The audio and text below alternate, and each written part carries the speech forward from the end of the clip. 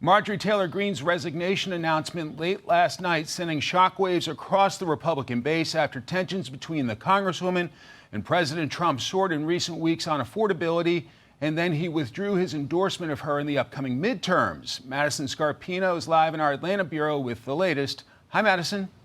Hi, Mike. Well, since the beginning, Greene has been one of the most outspoken supporters of President Trump. But her recent criticism of him on things like the Epstein files and healthcare led to him calling her a traitor and wacky. So she's now saying that she does not want to put her congressional district through a hateful and hurtful primary. I've always been despised in Washington, D.C. and just never fit in. Greene posting a 10-minute video last night slamming what she calls the political industrial complex. And she goes on to say no matter which party is in power, quote, nothing gets better for the common American man or woman. She also criticizes the recent government shutdown, the cost of living, foreign aid, and more. Greene then talks about her long-standing dedication to the president and how her loyalty should be a, quote, two-way street. My only goal and desire has ever been to hold the Republican Party accountable for the promises it makes to the American people and put America first. With that has brought years of nonstop, never-ending personal attacks, death threats, lawfare, ridiculous slander and lies about me that most people could never withstand even for a single day.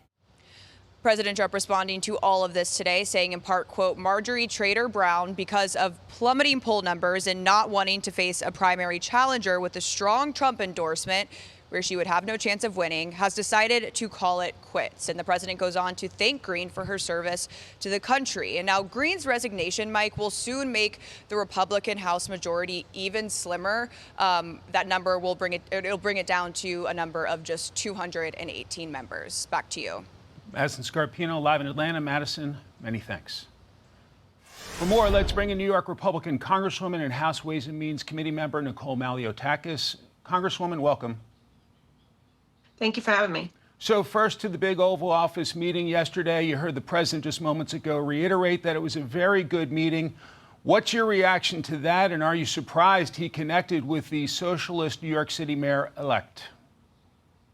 Yeah, I mean, they seemed a little too chummy, in my opinion, but I guess it was a good meeting and they were able to find some common ground. The problem is, these people who are self-proclaimed socialists, they are wolves in sheep's clothing. And so I'm not very optimistic, although I am hopeful that they'll be able to find some common ground for the betterment of New York. We need to make sure that New York continues to get its fair share of funding when it comes for transportation, infrastructure, and our hospital system, as well as public safety and counterterrorism. But in no way can the federal government be supportive of a socialist and communist agenda. We have a mayor who says he wants to purchase private property and turn it into communes, purchase supermarkets and have them government run. He wants to seize the means of production. And so there's a real contrast there. And also, I don't know that their views of how you get to the affordability issue are really in line. Obviously, one wants to implement socialist policies and price controls that we know that don't work.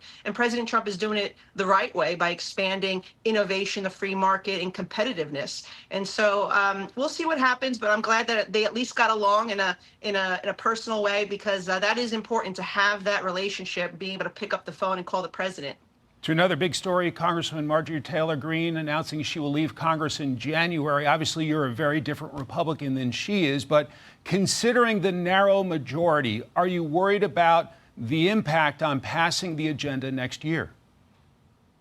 Yeah, look, 218 votes, that's the minimum we can have, and we leaves no room for any type of error. And so losing a Republican, even if she wasn't always reliable and a team player, is a problem for our conference. And I think that, I wish these members would wait and just fulfill the remainder of their term instead of leaving midterm and leaving us with a vacancy for a few months that will really cripple our ability to get things done. We have Thomas Massey, who votes no on nearly everything. So he's not a vote that we can count on to pass any type of bill, even when it was significant tax cuts for senior citizens, our middle class families, all the good things that we've done this year, he has voted against, and that's unfortunate. And so, look, let's move forward and see what happens here as a team, but I hope nobody else chooses to resign midterm, or else we're going to have a serious problem. We may even find ourselves in the minority before the term is over. As you know, there's a great deal of discussion about affordability in places like New York City and really across the country. From the Fox poll, only 40% describe their personal financial situation as excellent or good. 60% describe it as fair or poor. What can be done to improve those numbers? Look, we had 4 years of crippling policies under Joe Biden that really hurt our economy, led to a 9% inflation, very expensive gas prices, high interest and mortgage rates. Those things are turning around now. We now have lower gas rates. People are going to go into Thanksgiving with lowest gas prices in a few years. We have mortgage rates and interest rates that have come down. The price of certain food items, including eggs, are down. We're making a difference here. The thing is, it's only been 10 months, and it's going to take time to clean up 4 years of mess. And so what I would say is hold on. We had 119,000 jobs created in this last month. We're seeing wages increase. When people do their tax returns in 2026, they're going to see significant savings, and they'll have more money in their pockets. And so as we see trillions of dollars of more private investment come to the United States, more manufacturing jobs come to the United States, we're going to see also the economic boom come from the working families tax cut package that we passed earlier this year. That'll all start making things even more better. So little by little, things are getting better. But remember, it's only been 10 months, and we're cleaning 4 years of mess under Joe Biden. So it takes a while. Congresswoman Nicole Malliotakis of the great state of New York, thank you so much for your time. Great to see you. Thank you. Hey everyone, I'm Emily Campagno. Catch me and my co-hosts Harris Faulkner and Kaylee McEnany on Outnumbered every weekday at 12 p.m. Eastern, or set your DVR. Also, don't forget to subscribe to the Fox News YouTube page for daily highlights.